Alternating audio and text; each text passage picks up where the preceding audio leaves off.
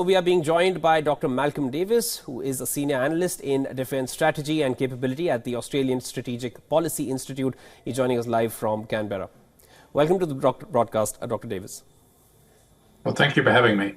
Dr. Davis, let's start with this. Now, the second part of the drill, which is going to explore, and rather it would demonstrate how fast they can reach Poland. And we all know Poland neighbors Poland is near Russia. So how do you feel Russia is going to be looking at all of this going into the second year of the Ukraine war?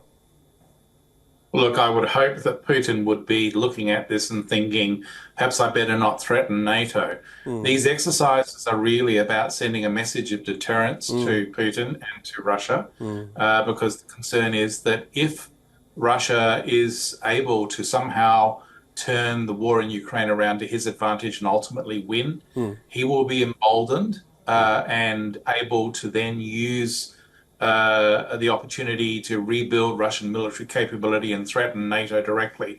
And the place that he would most likely threaten would be the Baltic States and Poland in an area known as the Suwalki Gap.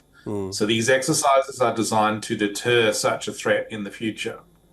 Dr. Davis, I also wanted to just, pick up from what you just mentioned, that in case Russia was to win over Ukraine, now that is a possibility that Ukraine has not overruled at all, and even other Western nations are sort of waking up to that possibility because Ukraine needs to continuously keep getting its funding to continue the resistance. If that goes, we all know it's just a matter of days after that.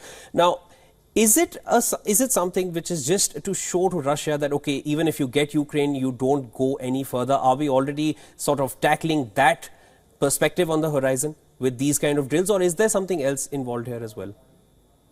Well, look, I think it's absolutely crucial that we deter Russia because, after all, if Russia does attack NATO directly, then we are talking a major European war with the rapid potential to escalate into the use of nuclear weapons. So I think that it's really important that the West make sure that Russia cannot threaten NATO directly. But in actual fact, the best way to ensure that that happens is to ensure that Ukraine wins rather than allowing Russia to somehow snatch victory from the jaws of defeat. The only way Russia wins in Ukraine is if the US gives up its military assistance to Ukraine because of these partisan political infighting in Congress, and then if Europe, without America's lead, follows down the same path. If that happens, then I think that Ukraine's ability to hold off the Russians is very limited indeed. Dr. Davis, just one more thing I wanted to get your thoughts on this, especially the Baltic states, with them being part of the drills, or at least NATO carrying out the drills in these states as well. We have Estonia, Latvia, Lithuania, and of course reaching as close as Poland, which is bordering Belarus, and we all know, of course, Belarus is pretty much part of Russia as far as most of its strategic decisions are concerned. How do you feel these nations are going to get involved going further, and do you feel when it comes to the Baltic states, what kind of risk are they at with Russian aggression?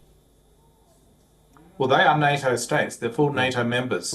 So they're covered under NATO's Article 5, which says an attack on one is an attack on all. The concern from the Baltic states will be that the Russians will launch some sort of lightning blitzkrieg into their territory or wage some sort of hybrid warfare attack that tries to destabilize them. And so it's in their interests, and they know that it's to work with NATO to fully prepare for this possibility. If you look at countries like Latvia, Lithuania, and Estonia, as well as Poland, all of them are preparing for war with Russia.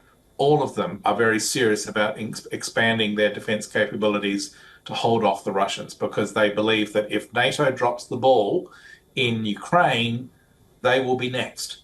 So therefore, they are deadly serious about preparing for war with Russia. All right, Dr. Davis, we'll let you go for now. Of course, there'll be lots more to discuss going forward. It's going to be a months-long process which NATO is going to be carrying out right at Russia's doorstep, also in certain areas. And thank you so much for joining in and sharing all your insights on this. Thank you. Right.